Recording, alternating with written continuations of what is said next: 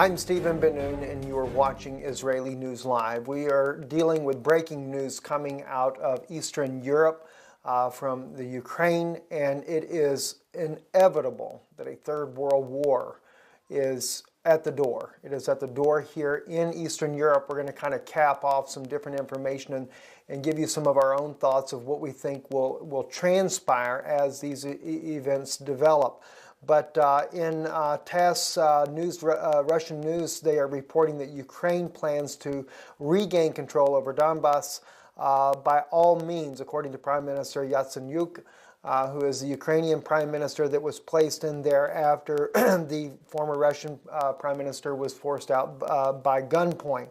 According to the article here, it says Ukraine intends to restore peace and regain control over the southeastern Donbass region by all means. Prime Minister Arseniy Yatsenyuk said on Wednesday. He said local elections should be held in the Donetsk and Luhansk regions. The elections should be honest and democratic, otherwise they are useless, the Prime Minister said. Lavrov calls Kiev's decision on Donbass special status gross violation of the Minsk Agreement. According to the Minsk Agreement on February 12th, there was to be self-autonomy for eastern Ukraine, for the Russians there.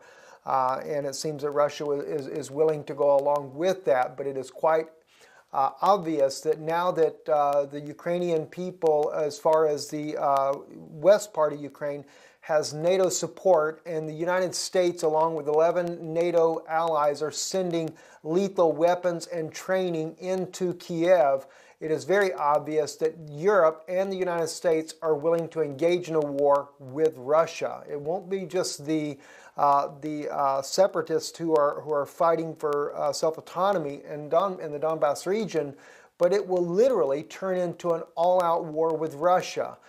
There's other reports too that Russia is definitely stepping up its own military activities in the eastern parts of Europe, including Latvia, which we know Latvia recently received a bunch of tanks from the United States to include in its own arsenal, as the United States is beefing up all the different Eastern European countries in order to engage in a battle with Russia. And as we know, Russia has already stated that if it feels that it is threatened, even from conventional warfare, that is not going in their own favor, they will use nuclear weapons. Let me read to you this here. This is from the Moscow Times. It says, NATO fighter jets intercept Russian planes over the Baltic. This was reported by Latvia. It said NATO has been forced to scramble fighter jets to intercept half a dozen Russian planes flying over the Baltic Sea. The Latvian military said Wednesday. NATO Typhoon fighter jets on Tuesday intercepted 7 Russian aircraft. The Latvian military said on its Twitter page, including 4 Su-27s, 2 An-26 jets, and an An-12 jet. Latvia said in a separate tweet that it had also spotted 3 Russian Kilo-class submarines, sub-support, and hydrographic vessels just 30 nautical miles or 55 kilometers outside of Latvia's territorial waters on Wednesday.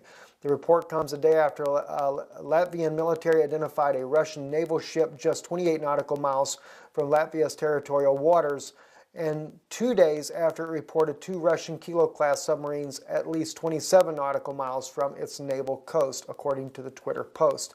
Russia has escalated its naval activity on its western frontier in recent months.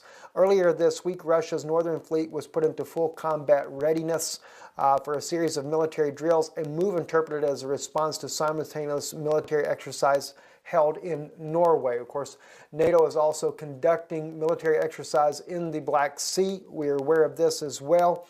And it appears to be that one of the things that Russia may do once this war begins over Ukraine is that Russia may even launch an invasion on the United States. It would be something that would certainly catch the United States off guard, because it's quite obvious the U.S. is trying to keep the battle away from their own border in the European stage. It keeps America safer that way, but Russia could, and in fact, attack the United States from a different angle in order to draw the attention away from Europe. And of course, at that moment, or even beforehand, we may see that Iran will get Hezbollah to engage Israel from both the Lebanon and the Syrian borders, because Israel's ally, the United States, will be quite preoccupied with the fight against Russia in Europe. This is one of the reasons why we see that World War III is inevitable. And quite frankly, it is interesting that what the Obama administration will do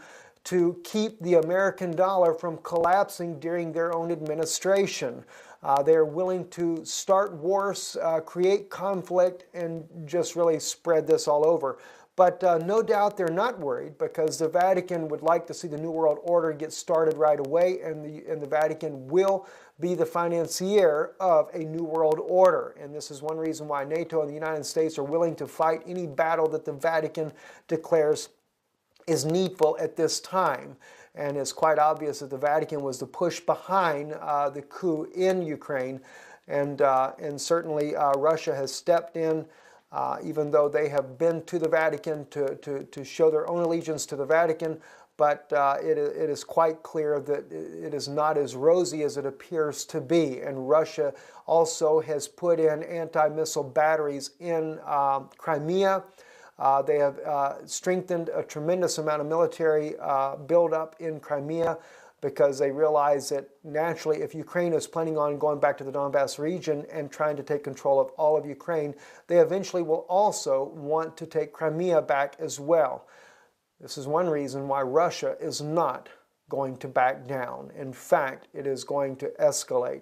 And it appears to be that this may spread beyond the borders of Ukraine, especially in the case of Latvia. We're seeing the Russian presence there.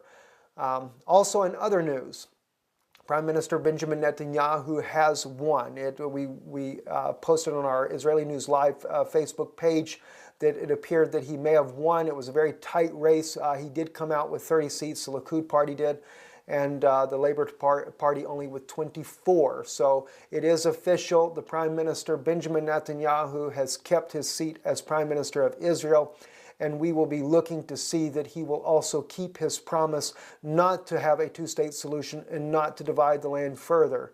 And including with the issue with the Vatican, who has taken over Mount Zion already. Mount Zion should be taken back as well as the Temple Mount. And the commandments of God that was given to the state of Israel should be enforced, especially in the Old City. I'm Stephen Ben-Nun with Israeli News Live. Shalom.